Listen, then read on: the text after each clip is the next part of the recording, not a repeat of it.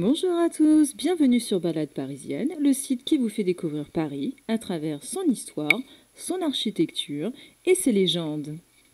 Le Meurice est un établissement hôtelier classé 5 étoiles situé au numéro 228 de la rue de Rivoli dans le 1er arrondissement.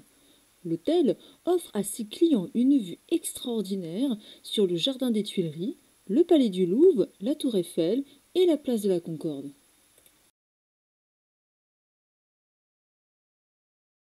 En 1771, l'Anglais Charles-Augustin Meurice et sa famille débarquent à Paris depuis Calais et ouvrent une auberge.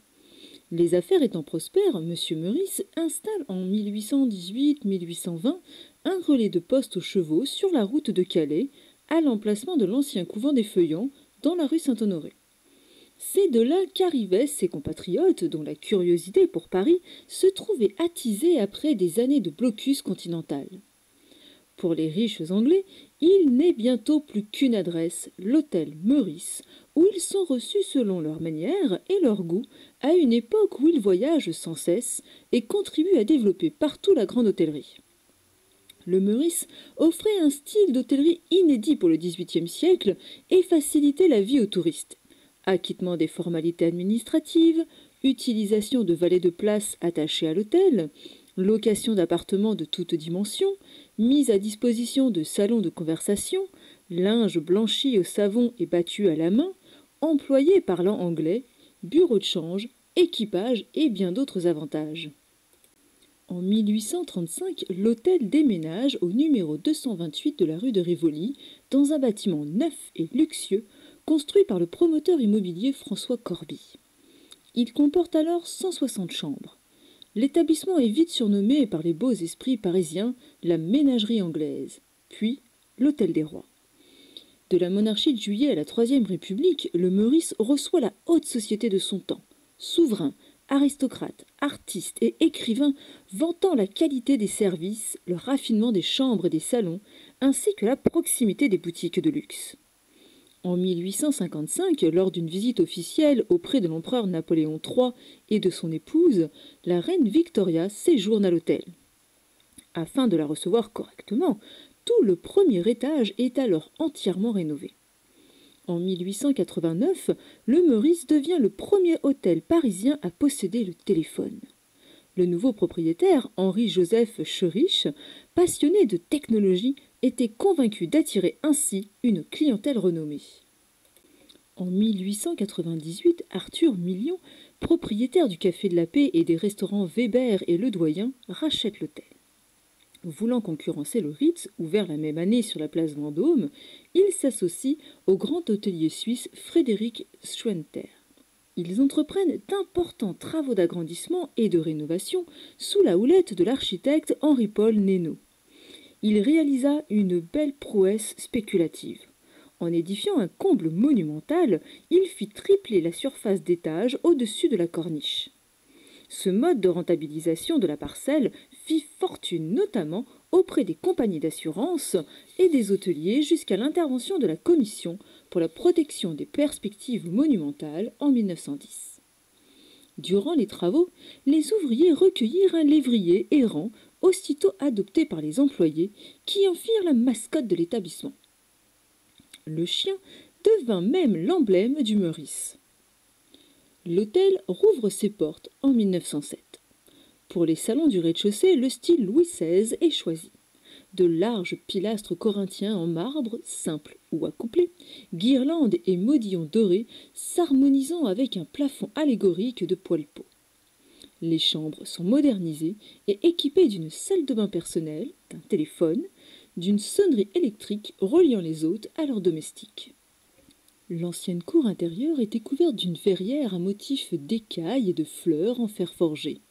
En 1965, elle est transformée en salon des 4 saisons. Un plafond peint représentant la voûte céleste remplace la verrière, des panneaux de marbre vert et or comblent les ouvertures des portes.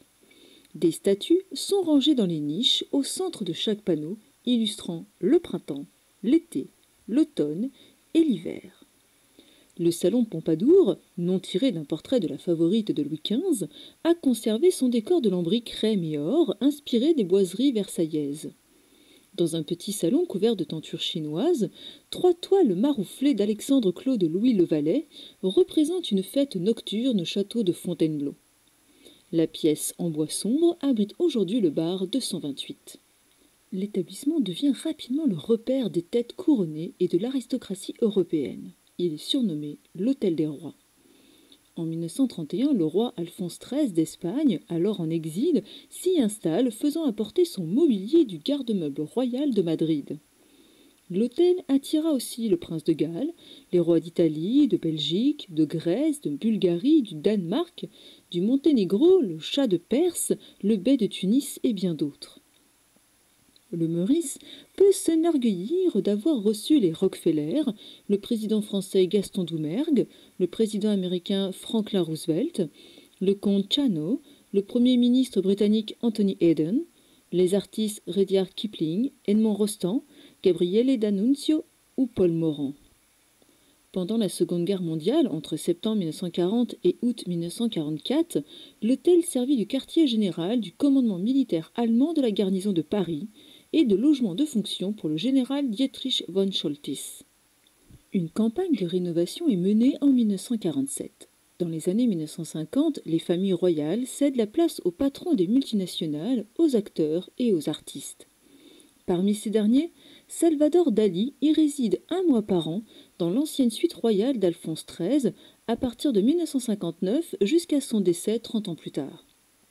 Il constellait les murs de taches de peinture pendant que ses osselots faisaient leurs griffes sur la moquette. Quelques excentricités de l'artiste. Le peintre espagnol demandait aux employés de capturer des mouches dans les bosquets des Tuileries, de lui ramener un troupeau de chèvres sur lequel il tirait des balles à blanc, de jeter des pièces de 20 centimes sous les roues de sa voiture lors de son départ, afin de se vanter de rouler sur l'or.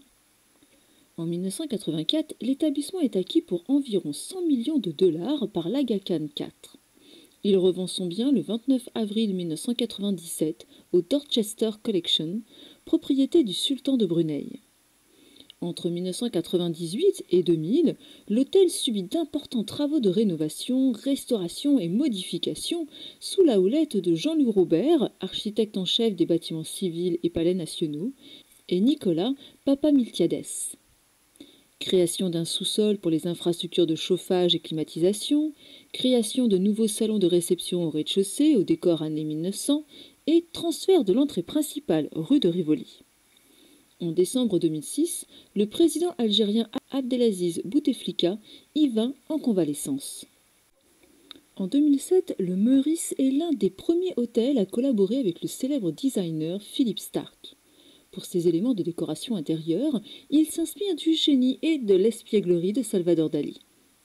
L'année suivante, le groupe lance le prix Meurice pour l'art contemporain, qui soutient des artistes émergeant de diverses nationalités. Le concours est suspendu depuis le 13 avril 2019 suite à la pandémie de Covid. La statue Le Baiser dans le hall d'entrée est l'œuvre de la première lauréate du prix, Zulika Bouhabdella. En 2011, le Meurice est le premier hôtel à recevoir officiellement le label Palace, une distinction décernée aux établissements de luxe par le ministère du Tourisme. L'année suivante, il reçoit le label Entreprise du patrimoine vivant de la part du ministre délégué à l'artisanat, au commerce et au tourisme. Le chef multi-étoilé Alain Ducasse prend la direction des cuisines des restaurants du Meurice en 2013. Philippe Starck revient en 2016 pour créer tout spécialement pour les restaurants et le bar un impressionnant décor design. Juste après la nomination du chef pâtissier exécutif Cédric Grolet au titre de meilleur pâtissier de restaurant du monde en 2018, le Meurice ouvre sa propre boutique de pâtisserie. L'hôtel inaugure 49 chambres et suites fraîchement rénovées en 2019. L'une d'elles est impressionnante, la suite Belle Étoile, un appartement terrasse offrant une vue sur Paris à couper le souffle. Apprenez que l'hôtel a servi de décor pour de nombreux films. Paris Brutil de René Clément sorti en 1996 avec Jean-Paul Belmondo, Jean-Pierre Cassel, Alain Delon et Kirk Douglas, entre autres. Julia de Fred Zinnemann, sorti en 1977 avec Jane Fonda. Angela de Luc Besson, sorti en 2006 avec Jamel Debbouze. L'ivresse du pouvoir de Claude Chabrol, sorti en 2006, avec Isabelle Huppert, François Berléand et Patrick Bruel. Notre univers impitoyable de Léa Fazer, sorti en 2007, avec Alice Taglioni et Thierry Lhermitte. Foxa Danse de Noémie Lovski, sorti en 2007 avec Jean-Pierre Mariel et Valeria Bruni-Tedeschi. Les femmes de l'ombre de Jean-Paul Salomé, sorti en 2008 avec Sophie Marceau, Julie Depardieu et Marie Gillin. Demain dès l'aube de Denis Dercourt, sorti en 2009 avec Vincent Pérez et Jérémy Régnier. La folle histoire d'amour de Simon Eskenazi de Jean-Jacques Zilberman, sorti en 2009 avec Antoine Decaune. Midnight in Paris de Woody Allen, sorti en 2010 avec Adrien Brody et Marion Cotillard. Weekend de Madonna, sorti en 2010 avec Abby Cornish et Andrea Riseborough. Et enfin Diplomatie de Volker Schlondorf, sorti en 2013 avec André Dussolier et Niels Arestrup. Je vous remercie d'avoir suivi cette nouvelle vidéo de balade parisienne. J'espère que la visite vous a plu et surtout que je vous ai aidé à découvrir un monument de Paris. Je vous dis à très bientôt sur le site et en attendant, je vous souhaite une excellente journée.